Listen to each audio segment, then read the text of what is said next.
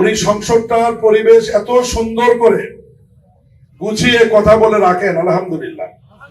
এবং সেই কারণেই ট্রেজারি ব্রেঞ্চ এবং বিরোধী দল আমরা মিলেমিশে আইন পাস বলেন, সংসদে তর্ক বিতর্ক বলেন, যাই হোক না কেন, সব শেষে ওনার কারণেই একটা সুন্দর পরিবেশ নিয়ে আমরা সংসদ থেকে বের হয়ে আসতে পারি।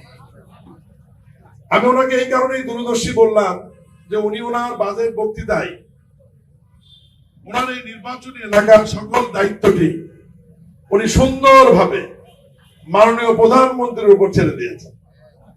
উনি বলেছেন যে আমি বিরোধী দলের নেতা হিসাবে আমার অনেক দায়িত্ব, অনেক কাজ, আমার নির্বাচনী এলাকার দায়িত্বটা আমি মাননীয় প্রধানমন্ত্রীর উপর ছেড়ে দিলাম। এরপরেই পরশুদিন মাননীয় প্রধানমন্ত্রী আমাকে ডেকে, যেহেতু স্থানীয় সরকার মন্ত্রণালয়ের অনেক গুরুত্বপূর্ণ বিষয় আছে আপনাদের এলাকার উন্নয়নের সাথে, উনি আমাকে আলাদাভাবে অনুশাসন জারি করেছেন যে বিরোধী দল নেতার সঙ্গে সাক্ষাৎ করে ওনার নির্বাচন এলাকায় গিয়ে মানুষের কি দাবি, ওনার কি চাহিদা, এগুলো আমাদের সীমাবদ্ধতার মধ্যে থেকে আস্তে আস্তে বাস্তবায়ন করবার জন্য। এবং আমি ওনার সাথে পরশুদিন সাক্ষাৎ করেছি, উনি আজকে আমাদেরকে সময় দিয়েছেন। আমি কিন্তু ফুল টিম নিয়ে এখানে আসছি। আমার একটু ভুল বোঝাবুঝি হয়েছে যে ওয়াসা এবং তিতাসের লোক আগে বললে হয়তো আমার জন্য সুবিধা হতো, কিন্তু ওনারাও আসছে রাস্তার মধ্যে আর কি। এরপর ওয়াসার এমডি, তিতাসের লোকও আমাদের সাথে থাকবে। আমরা আজকে ঘুরে ঘুরে সমস্যাগুলো শুনবো, দেখবো। এরপরে আবার এই ফুল টিম আমরা মাননীয় বিরোধী দলের নেতার সঙ্গে 2-4 মধ্যে ওনার কাছ থেকে সময় নিয়ে ওনার অফিসে আবারও বসে অগ্রাধিকার কোনটাতে আমরা আগে দেবো, কোনটাতে পরে দেবো, সব তো রাতারাতি করা সম্ভব হবে না।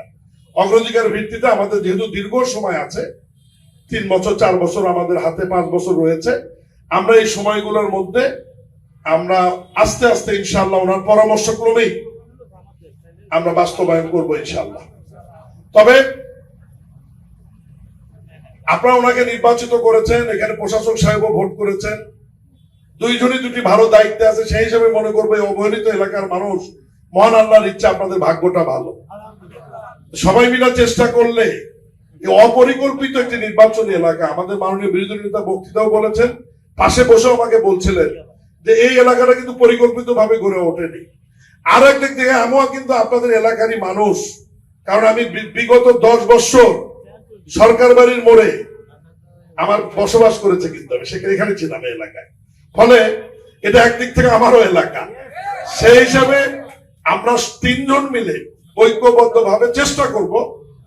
আমরা আপনাদের কাছে কোনো ভুয়া ওয়াদা করব না, যা পারবো আমরা আস্তে আস্তে সর্বোচ্চ অগ্রাধিকার দিয়ে আমাদের সব এলাকায় কাজ হবে, নির্বাচন এলাকায়। কিন্তু বিরোধী দল নেতা যেহেতু প্রধানমন্ত্রীকে দায়িত্ব দিয়েছেন, প্রধানমন্ত্রী যেহেতু আলাদা অনুশাসন জারি করেছেন, আমরা অগ্রাধিকার ভিত্তিতে এই নির্বাচন এলাকার পানির সমস্যা, গ্যাসের সমস্যা, রাস্তাঘাট, ড্রেনের যা করার প্রয়োজন আমরা করবো ইনশাল্লাহ।